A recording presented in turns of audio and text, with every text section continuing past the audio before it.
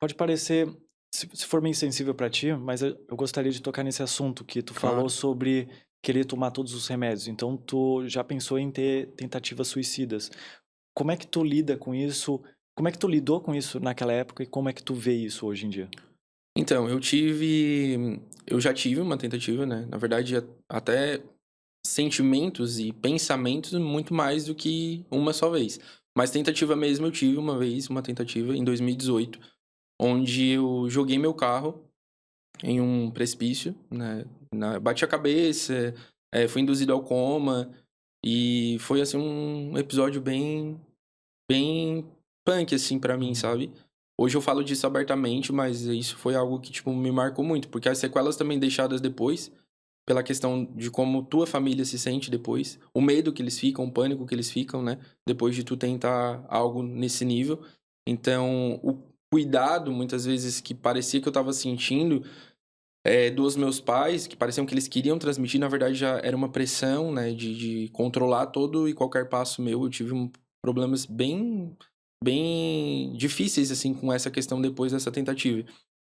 E nessa época do borderline, que foi só 2 anos depois, e eu tive o diagnóstico, vem à tona muita coisa. Muita coisa lá de trás, de tudo que justificaria barra não justificaria, mas de certa forma amenizaria talvez. Tipo assim, o olhar das pessoas sobre algumas coisas. Porque quando eu sempre brinco com a minha esposa, né? Por exemplo, um TDAH, ele normalmente tem esse traço de ser esquecido, né? Aí, pô, a pessoa esqueceu algo. Tu não vai, porque tu esqueceu algo, não sei o quê. Se tu sabe que aquela é uma limitação dela que não tá no controle dela, simplesmente ela é algo, faz parte, né, daquilo que ela tem. Então tu não pode, diferente muitas vezes de alguém que faz isso por descuido, por preguiça, entende? São situações diferentes. Então as pessoas elas me julgavam, elas não queriam olhar se tinha uma história, se tinha um histórico, se tinha um passado, não. Elas me julgavam por aquilo que elas estavam vendo. Desde a época de ensino fundamental, ensino médio, comportamentos que eu tinha, professores também, tipo assim, era uma tolerância totalmente zero sobre algumas situações. Então eu nunca tive esse olhar. Quando veio à tona o diagnóstico, eu senti esse essa beira de depressão, né, eu senti esse sentimento de tipo assim, não faz nem sentido mais, porque, na época eu tinha 23 por aí, 23, 24 anos, quando eu tive esse diagnóstico. E aí eu só ficava pensando, são 23 anos da minha vida que eu perdi, entende? Eu considerava, né, hoje não mais, que eu entendo que tudo existe um propósito, né, então eu sei que hoje eu sou muito convicto de que tudo que eu passei, de que tudo que eu vivi, tanto abusos, tentativas de suicídio, diagnóstico de um borderline, tudo isso aponta para um lugar. Tudo isso eu uso hoje para apontar para um lugar só, que é Cristo, né, e que até eu sempre uso essa fala em todos os lugares que eu vou. Que ele é o protagonista, né, da minha vida, eu nem me considero, né, um protagonista diante da situação de que eu quis encerrar essa história muitas vezes. Então, eu acho que mais uma vez, nessa época onde eu estava ali, em depressão, isolado, que eu estava pensando nisso, mais uma vez eu senti a mão dele, né, porque querendo ou não, ele colocou alguém na minha vida. Eu já tinha família, né, eu já tinha pai, mãe, irmã, sobrinha, vó, cunhado, mas não era algo que era uma visão muito limitante. Eu senti uma frustração muito grande ao compartilhar que eu tinha isso e não mudar em nada para eles. Os julgamentos, os pensamentos sobre os meus comportamentos. Então eu senti ali a mão de Deus mesmo, né. Foi onde eu entendi que, né, diante da tua pergunta, por exemplo, né, essas tentativas de tomar remédio, eu com certeza teria feito isso, porque para quem jogou um carro num precipício, tomar remédio é básico.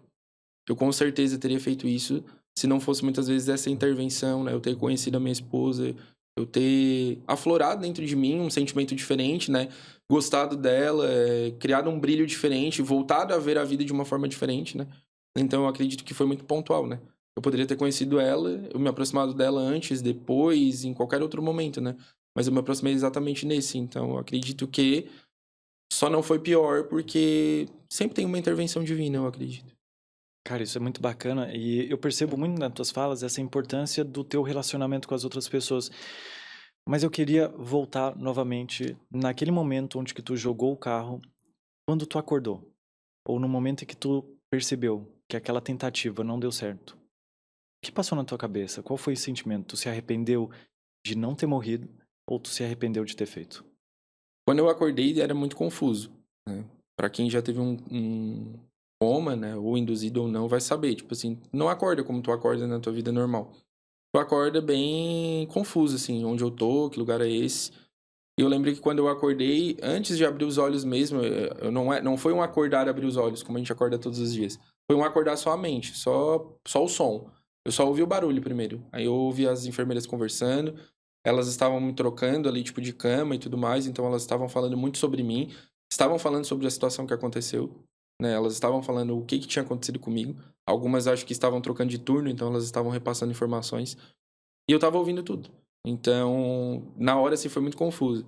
Aí depois, né, o meu pai, ele esteve no hospital e ele falou que, independente de qualquer situação, ele ia continuar me amando e que ele tava ali. Desculpa. Tudo bem, cara. É que tem toda uma situação que ele também tá com câncer hoje, então. Uhum. E que ele tava ali, né? A minha mãe, por exemplo, ela não queria me aceitar mais em casa. Então, tipo, nessas situações assim, foi tão difícil acordar porque a realidade estava pior do que antes de eu tentar partir, entendeu? A realidade depois foi muito pior. Foi bem difícil, assim. Então, o pós-suicídio foi mais pesado do que a própria tentativa. A vida mesmo, né? Hoje tu se considera uma pessoa que, que quer viver? Ou que ainda sente alguma coisa que não deveria estar aqui? Como é que tu se sente com isso? Eu sou extremamente fã dessa vida, Que mesmo bom, cara. sabendo, mesmo sabendo que ela não é a vida eterna, não é a vida que vai ficar para sempre. Mas eu gosto, eu vejo prazer, né, na vida. Hoje a minha vida ela é totalmente diferente do que um dia, né, ela já foi. Eu tenho muito mais prazer nas coisas, eu tenho ânsia por realizar sonhos, então eu me movo por isso hoje, né? Eu me movo pelos meus projetos, né? Eu tenho projeto social, dentro da igreja também trabalho com adolescentes, então chegar nesse lugar, tô emocionado hoje. Chegar nesse lugar é entender que, tipo, tudo que eu passei por um motivo, eu passei por um propósito. Então hoje, às vezes, adolescentes sentam diante de mim com problema de depressão, com problema de ansiedade, com transtornos, com às vezes vontade de até mesmo tirar a vida. Adolescentes sentam diante de mim dizendo que tem algo dentro deles que tem vontade de socar tudo. E aí eu fico lembrando, aquele jovem já um dia acertou um guarda-roupa com um soco, então tu consegue entender mais, né? Daquele adolescente que tá sentado diante de ti, relatando o que ele tá sentindo, porque parece que um dia tu esteve naquele lugar. Então, eu entendo que cada passo que eu dei na minha vida, né, cada passo com a permissão de Deus, né, que eu dei, foi pra um dia chegar aqui, nesse lugar que eu tô, sabe? Foi pra um dia ter esse espaço aqui também, pra falar sobre isso, porque eu sei que isso também impacta diretamente a vida de muitas pessoas. Então, é muito importante falar sobre isso, né? É fundamental. E eu acredito que hoje, com certeza, não há resquícios. Há gatilhos. Não posso negar, né? Não posso romantizar dizendo, tá tudo bem hoje, gente. 5 anos depois eu sou o melhor. Não. Há gatilhos. Existem alguns gatilhos ainda. Se tu quiseres até saber, eu posso te falar alguns que eu tenho. Me considero, às vezes, bem ousado de compartilhar, porque pessoas se aproveitam disso. É muito triste, porque as pessoas elas se aproveitam exatamente daquilo. Eu não sei se é pela frustração da vida, às vezes, de algumas pessoas que elas tenham, que às vezes é prazeroso pra elas ver pessoas mal, sabe? Então, a gente às vezes acaba topando com pessoas na vida que se aproveitam dos teus gatilhos e usam eles contra ti, sabe? Mas, reflexos de um passado, às vezes, tipo assim, senti vontade por causa de problemas, senti vontade de acabar com tudo, não, porque hoje na verdade, a minha força tá em outro lugar, né? Antes estava aqui, né? No braço. Eu queria resolver tudo sozinho, eu sempre quis ter o controle de tudo, né? Eu sempre quis dominar todas as situações e era por isso que eu vivia sempre dando com o burro na água, né? Porque não dava certo. A gente não... Algumas coisas é o tempo que resolve, Deus que resolve, não a gente, sabe? Eu sempre queria atropelar tudo e resolver sozinho. Tinha situações, por exemplo, que o borderline me levava a estragar momentos, por exemplo. Um dia eu briguei num aniversário. E aí eu fui embora e eu pensei assim, ó, eu não acredito que eu fiz isso. Aí eu quis bater na casa da pessoa com quem eu briguei pra resolver. Ela falou, eu não quero falar hoje. Não, mas por favor, me ouve. Eu não acredito que eu fiz isso. Não, não, não. Eu era assim, sabe? Eu era assim. Eu não sabia deixar o tempo resolver as coisas. Eu simplesmente permitia, né, chegar neste lugar de muitas vezes destruir um momento importante, destruir um momento especial, mas depois eu queria resolver como se só pedir desculpa fosse resolver aquela situação, sabe?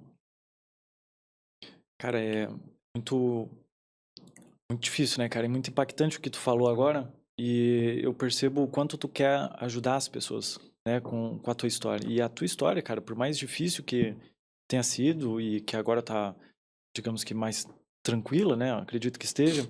Cara, a tua história vai ajudar a reescrever de outras pessoas. Tem ideia? Amém. E isso é um poder que tu tem na tua mão de poder ajudar as outras pessoas que também estão passando por essas questões, né?